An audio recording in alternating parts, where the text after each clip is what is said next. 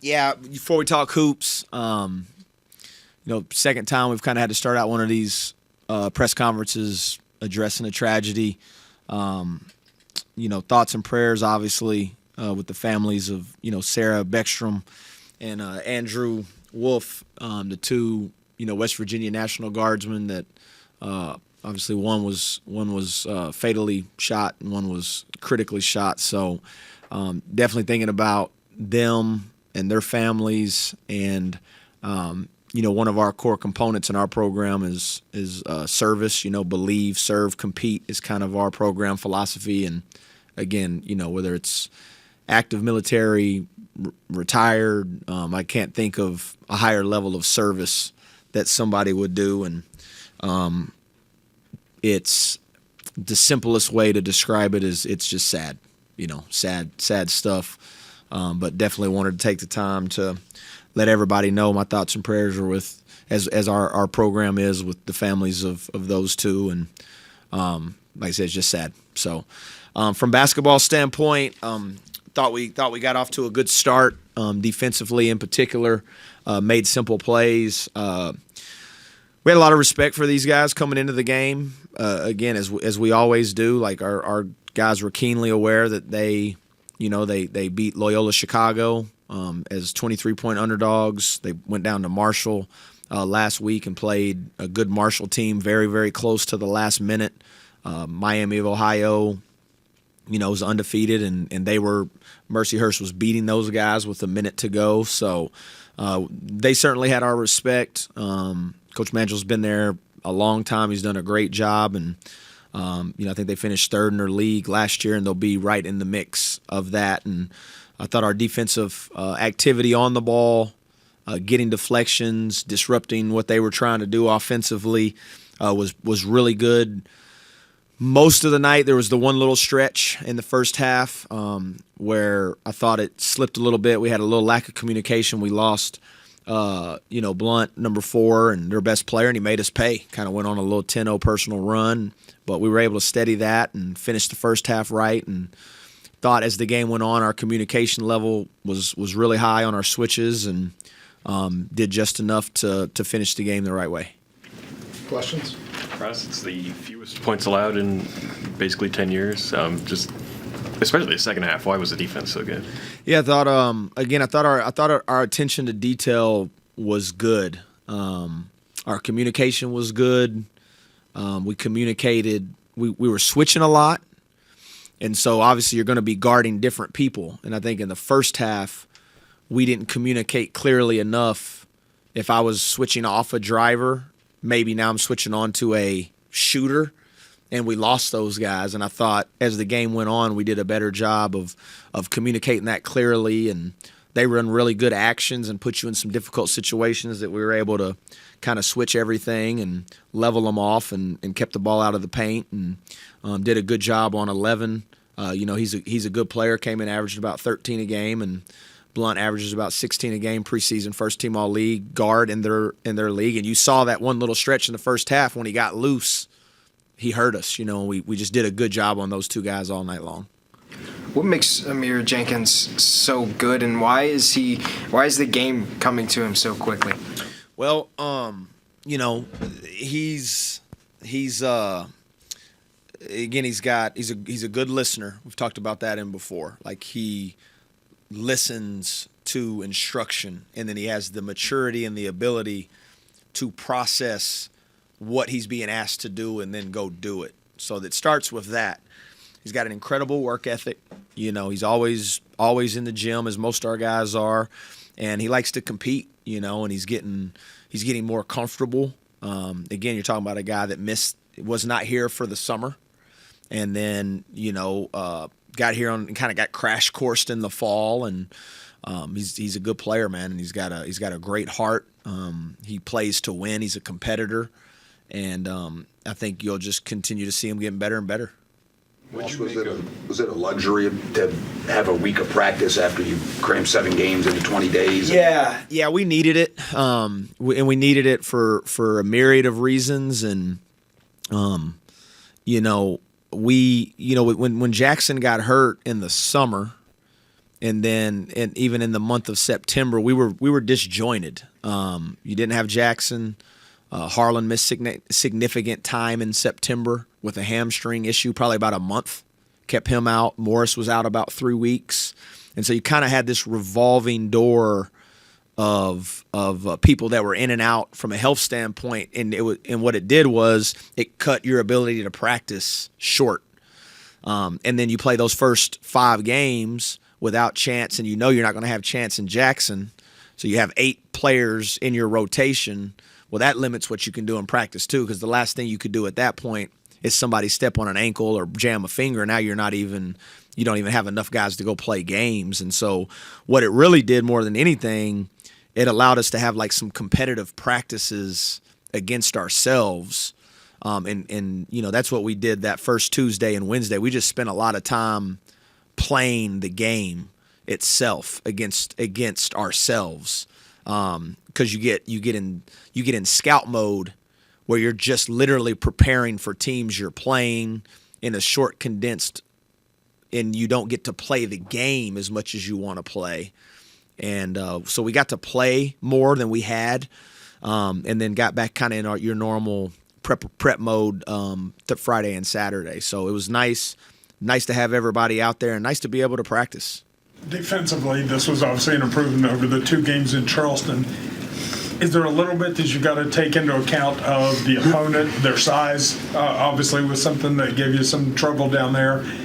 Or is it more, hey, we executed better today? Combination of both. When you play against talent, you can play things the right way, and they can still make them, but there's also the intent behind what you're trying to do. And I felt like, in particular, that Xavier game, our intent on what we would like to do and what we were trying to do was not good. And then you couple in your intent not being well and you're playing talented, you get what you saw. You know what I mean? But I thought our attention to detail was good tonight, and we just got to continue to getting better and improving, and still a lot of ways to improve even from today. What'd you make of Jackson's debut? How do you think he did today? Yeah, I mean, I thought he was good. Again, he has a very good voice out there, and a lot of time your forwards are kind of your middle linebackers of your defense because they're at the back of it, so they can see everything that's going on, and they're usually the one communicating ball screen coverages. So he has a very good voice. I thought he finished well around the basket for not playing a game, and then missed a lot of time as it was, but stepped up there, made 3 free throws, gives you some versatility. He's another good rebounder, and yeah, I mean, I thought for his first time out, it was pretty good. Is he gonna have to ramp back up, or is he like 100% good to go? Well, he's 100% physically, and we're always gonna be. We're never going to put anybody out there that's not 100%, ready to go. And so he probably, we probably could have tried to squeeze him in maybe in Charleston, but we wanted to be sure, and we wanted to give him this full week to practice. And so he's just the conditioning and getting his rhythm back. That'll take a little time. But as far as his health, there's no kind of, minute restrictions or anything other than just the flow of the game. Coach, with the Chance leading you guys in scoring tonight, that's 7 different leading scorers in 8 games. Do you have any idea going into a game like who your go-to guy is going to be? And are there pluses and minuses? Yeah. I think a lot of it is going to be what are people trying to take away from you. And you can't always allow that to happen. You got to find ways to get Honor going and get them some looks. But again, in the first half, they did some box and 1 and they did some triangle and 2 for the first time. No one had done that to us. But then you open up the paint production and Amir and Chance getting downhill. So some of it is, I think, the good of it is it's an unselfish group that's committing to making the right play, understanding that the right play may not always involve them shooting and scoring. I think where we've got to continue to get better, and I think we can get better, is just getting more consistent production from everybody on the same night. And, and you're not always going to have everybody playing great on the same night, but if you can just get a little more consistency across the board, then I think you can really start seeing, you can start seeing just the evolution of an offense and a little more flow and a little more comfort out there. But I think it's just, to answer your question, yeah, there's good and bad to it. I think the good of it is that you have multiple guys that can score and have the willingness and the capability. And then the negative would be just more consistency from individuals on a night-in basis. So when you're going into a game, you can game plan as a coach of like, okay, we can take advantage of this.